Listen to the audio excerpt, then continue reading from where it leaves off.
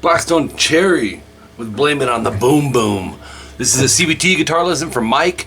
I do believe this, actually I know this is your first one. So the tabs, it'll all make sense when you get them sent to you. This is drop C tuning. It's a drop D concept, but a whole step down. 𝐂𝐒𝐒𝐓. Now I was using a wah-wah pedal on the solo. My wah-wah pedal is being very temperamental, so no wah on this end. Great band, great song. Like, they don't have any bad songs. They know how to write hooks, there's no doubt about it. Section 1A, turn your distortion channel on and just turn the volume down real low, because it's distorted, but it's not at full volume. 3D, we're gonna half step bend. That's a 1 fret bend. 5A, open E. 3A, whole step bend. Now here's the thing, you're gonna go. You can still hear this top string ringing as you bend that. And then open E, another whole step bend. That's the main hook for the song. It goes 5 times. First 2 are silent, the next 3 are full volume.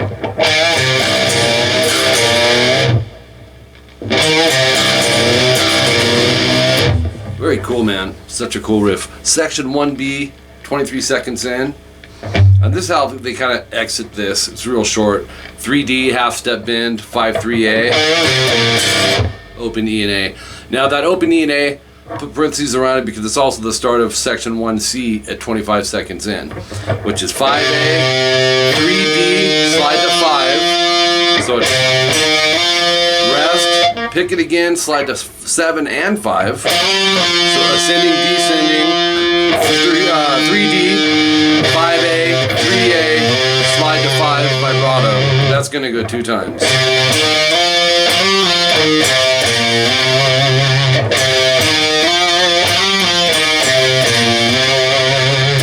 Alright, moving on.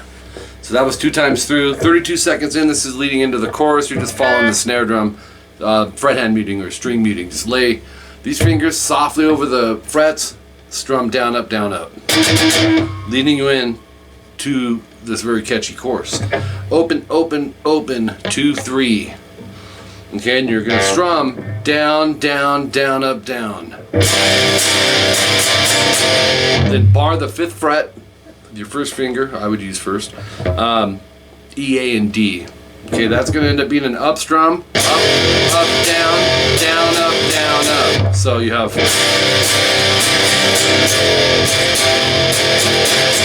Okay? That leads you into the next one. Bar the 3rd fret, E, A, and D, and add in a 5G. You can use your 3rd or 4th finger, don't matter. Down, down, up, down, up. It's got a cool little groove there. And then down on open EA, so it's straight into this 3A, 5D. Make sure you're muting string 6. Make sure you're muting string 3, whatever finger you use here. When you hit that one, that's an up strum, like I said. So it's up, up, down, up. 5th fret EA, 2 just quick staccato rests. 1, 2. Actually, 1, 2. The second one, you're going to slide. Keep the pressure. And you're actually going to repeat all that.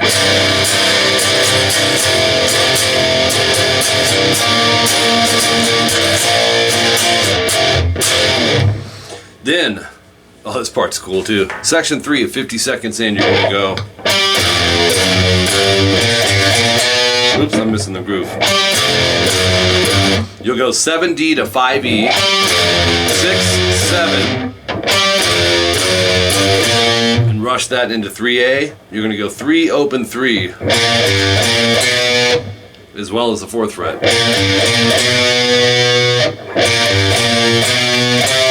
Oops.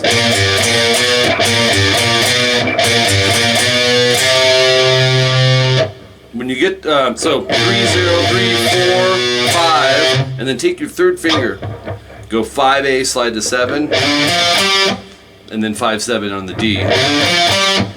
Okay, and then from there, 3rd fret barred, top 3 strings, 2 times staccato, just choppy. It's like, in other words, you're gonna go as opposed to.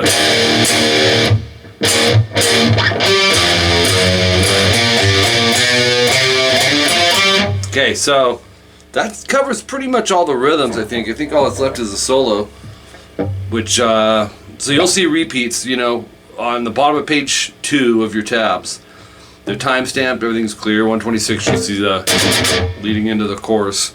But at the top of page 3, the solo starts. Like I said, using a wah-wah pedal, you know, a lot of people don't have them, but this is the notes of the solo at 148. 12 G, 3rd finger, back with a couple, bend release, pull off to 10, or no, bend release. So bending it up, bring it back down. 10, 12, and then a half step bend to 12 D vibrato. So it's 12 G, bend release, and then this riff is very cool. Reminds me of something Slash would do.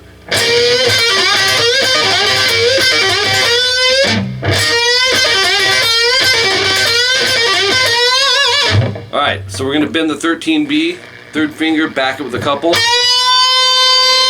And then 10th fret, bar the last 2.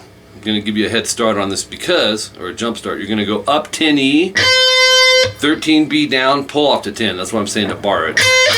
So you have 12G, bend, 10BE down up. And that's going to be played 3 times.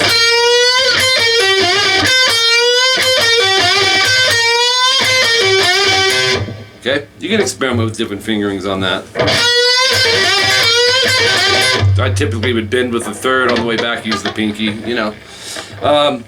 So after 3 times of that, he starts the 3rd one. He'll go. So this time you go to the 12G, you're going to go 12, 10B up, 13 on the G, pick, pull off to 12 and 10 to 12D. So it's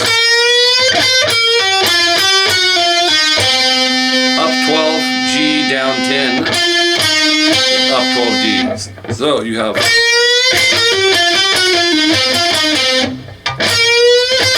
oops.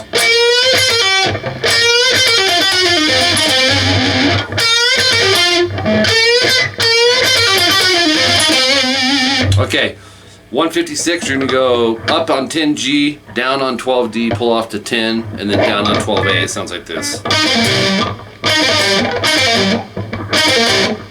And then 10D up, 12A, slide to 10, pull to 8. Here it is slow.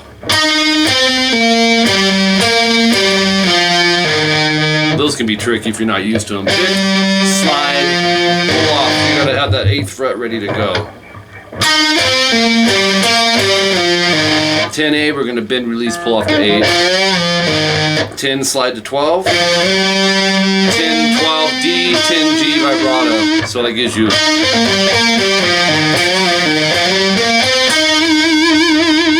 158, 12G middle, slide to 14. Once you get there, add the 13B, strum it 3 times. Quick rest and another quick hit. So it's, and then 12G, slide to 14. I'd use the index, but you can go index or middle. 15B vibrato. Okay, 12 or 5D. This is the 2-minute timestamp, and what he's doing, he's bending the 5th fret a whole step, and it does it again, but adds an open before it. Again, and then it gets really wacky. He bends it. You'll see a 2.5 fraction in your tabs, Mike. What that means is it's a 5 fret bend. So you're gonna want to go down with the bend. Then bring it down and go 3, 5, 5 bend, 5D, 3, 5 DA. So.